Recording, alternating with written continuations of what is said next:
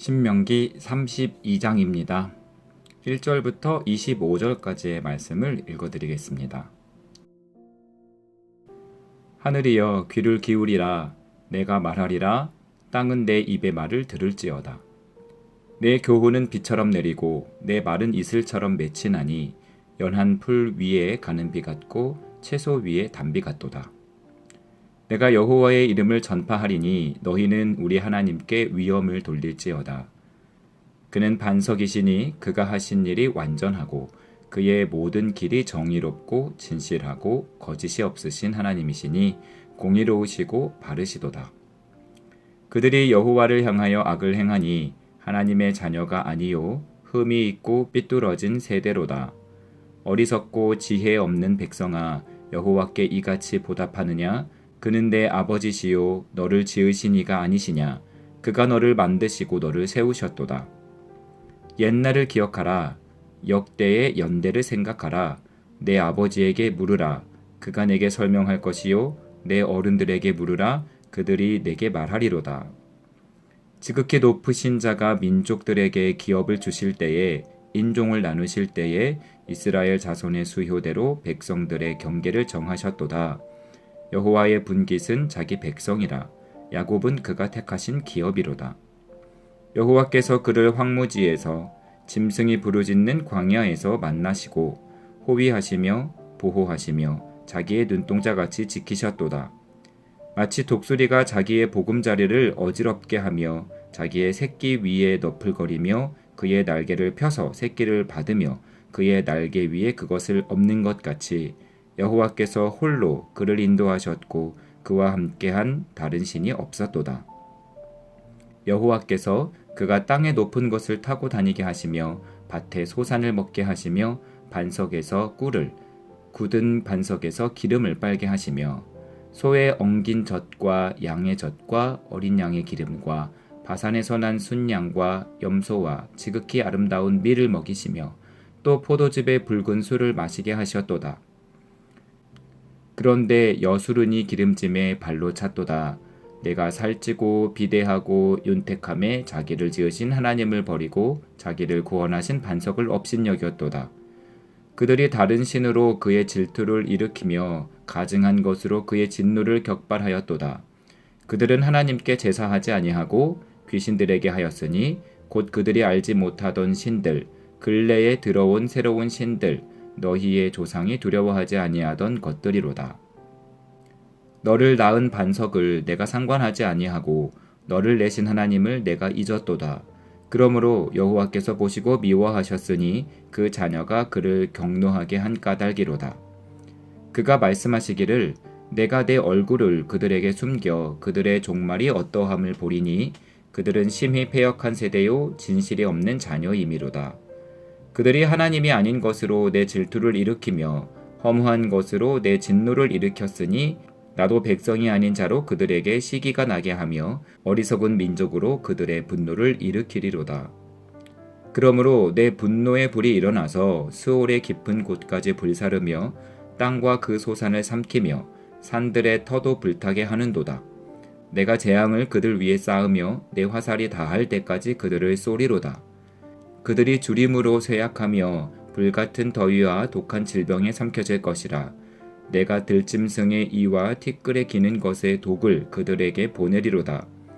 밖으로는 칼에, 방 안에서는 놀람에 멸망하리니 젊은 남자도 처녀도 백발 노인과 함께 젖 먹는 아이까지 그러하리로다. 아멘.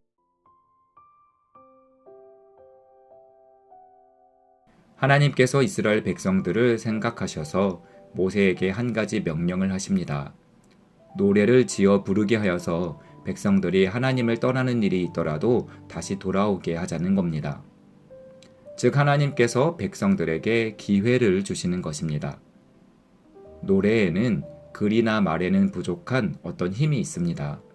사람들에게 더 많이, 더 오래 기억되는 것이 노래입니다. 유명한 노래들은 세월이 흘러도 사라지지 않고 때로는 한참 만에 불러도 가사가 저절로 기억나기도 합니다. 하나님께서는 이런 노래의 힘을 이용하십니다. 1절부터 바로 모세의 노래가 시작됩니다. 모세는 총회에서 모든 백성들이 듣도록 이 노래를 불렀습니다.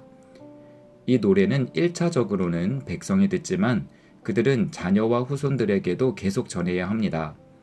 하나님의 능력을 한 번도 경험해보지 못한 자녀 손들에게 더욱 필요한 노래이기 때문입니다. 노예였던 선조들이 어떻게 자유를 얻어 애굽에서 나왔는지, 가나안으로 들어가기까지 광야에서 어떤 인도와 보호를 받았는지, 이후 어떤 죄를 짓고 어떤 진노를 받았는지 등을 알아야 합니다. 모세는 노래의 첫 소절에서 하늘과 땅에게 말하기를 이 노래에 귀를 기울여 들어라 하였습니다. 백성들이 아니라 하늘과 땅에게 먼저 말을 겁니다. 하늘과 땅은 증인입니다. 백성들과 함께 하나님의 능력과 보호를 경험한 증인들이고 이젠 모세의 노래까지 함께 들은 증인이 될 것입니다. 증인들이 다 보고 들었으니 백성들은 몰랐다고 변명할 수가 없습니다. 직접 본 것은 아니지만 모세의 노래를 통해 부모에게 들었고 하늘과 땅이 이 모든 사실을 알고 있기에 핑계할 수가 없습니다. 모세는 자신의 노래가 가는 비처럼 내리고 이슬처럼 맺히길 기대하고 있습니다. 같은 말도 어떤 사람이 말하느냐, 어떻게 말하느냐에 따라 다른 말이 됩니다. 말은 내용도 중요하지만 어떤 어감과 태도에 담겨 전달되느냐에 따라 상당히 다른 결말을 보게 됩니다. 어떤 사람의 말은 폭포수 같고 어떤 사람의 말은 달콤한 솜사탕 같습니다. 어떤 사람의 말은 찌르는 칼과 같고 어떤 사람의 말은 상처에 바르는 약과 같습니다. 모세는 자신의 노래가 폭포수처럼 강하지도 찌르는 칼처럼 아프지도 않기를 바랐습니다. 사람들의 가슴에 가는 비처럼 내리고 이슬처럼 맺혀 서서히 스며들어가기를 소망하고 있습니다. 좋은 의미로 참 무서운 전략이지 않습니까? 폭포수처럼 내리는 비는 너무 무서워서 사람들이 금방 피합니다. 칼처럼 찌르는 말에는 격렬하게 대항합니다. 하지만 가는 비는 사람들이 우산을 쓰지 않고 맞으며 다닙니다. 이슬은 마음까지 상쾌하게 만들어줍니다. 그렇다고 가는 비와 이슬이 옷을 적시지 않는 것은 아닙니다. 이것들도 많이 맞으면 축축해집니다. 그러니 무섭습니다. 모르는 사이에 촉촉히 젖어 들어가기 때문입니다. 시나브로의 말뜻을 아십니까? 모르는 사이에 조금씩 이라는 뜻입니다. 학창시절 국어 시간에 순우리말의 대표적인 예로 자주 언급되었던 단어입니다. 모세는 시나브로 스며드는 가는 비처럼 이스라엘 백성들이 이 노래를 부르고 들으면서 말씀에 지속적으로 노출되기를 바라고 있습니다. 자신들도 모르는 사이에 이 노래를 기억하게 되고 흥얼거리게 되고 어느 날 갑자기 생각나게 되고 어느 날 갑자기 깨달아지기를 바라고 있습니다. 이 노래에는 이스라엘 백성들이 범죄하지 않기를 바라는 하나님과 모세의 마음이 잘 담겨 있습니다. 하지만 아쉽게도 결론은 이 노래에도 불구하고 이스라엘 백성들은 하나님께 불순종하고 범죄하여 하나님으로부터 버려둠을 당하게 됩니다. 백성들은 가나안에 들어가기 전부터 이 노래를 들었지만 노래가 범죄를 완전히 막지는 못한 것입니다. 결국엔 공의로우신 하나님의 진노를 당하고 맙니다. 하나님은 반석이십니다. 반석이신 하나님은 완전하고 정의롭고 진실하고 거짓이 없고 공의롭고 바르십니다. 하나님은 공의로우셔서 아브라함의 후손이라 하여 무조건 은혜를 베푸시지는 않습니다. 하나님은 돌들로도 아브라함의 후손을 삼으실 수 있는 분이십니다.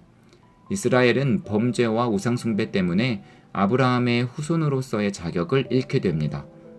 하나님의 돌보심을 받지 못하고 우상숭배에 따른 진노에 처하게 됩니다. 다행한 것은 한 번 진노를 당했다고 완전히 끝난 것은 아니라는 것입니다. 이 노래를 기억하여 뒤늦은 후에라도 죄를 깨닫고 회개한다면, 이 노래를 진심으로 부를 수 있게 된다면 하나님께서 다시 손을 내미실 것입니다. 하나님은 집 나간 자식에게도 여전히 관심을 쏟으시고 문 밖에 서서 돌아오기를 기다리시는 아버지이시기 때문입니다. 노래를 통해 밝히신 하나님의 마음은 거짓이 없는 진실이었기에, 또한 완전하기에 용서하시는 하나님의 은혜는 영원토록 유효합니다. 모세의 노래를 마음에 간직하여 영원토록 기억하시기 바랍니다. 하나님은 인간이 피조물로서 하나님만을 의지하고 섬기고 찬양하기를 원하십니다. 인간이 다른 우상을 섬겨 질투하게 되기를 원하지 않으십니다. 자녀에게 아버지는 한 명이면 족합니다. 노래를 만들어 부르게 하면서까지 자녀들을 걱정하고 붙들고자 하고 안타까워하시는 아버지 하나님을 오늘 다시 한번 붙드시기 바랍니다. 진실하고 완전하신 하나님께서 영원토록 우리들의 든든한 아버지가 되어 주실 것입니다.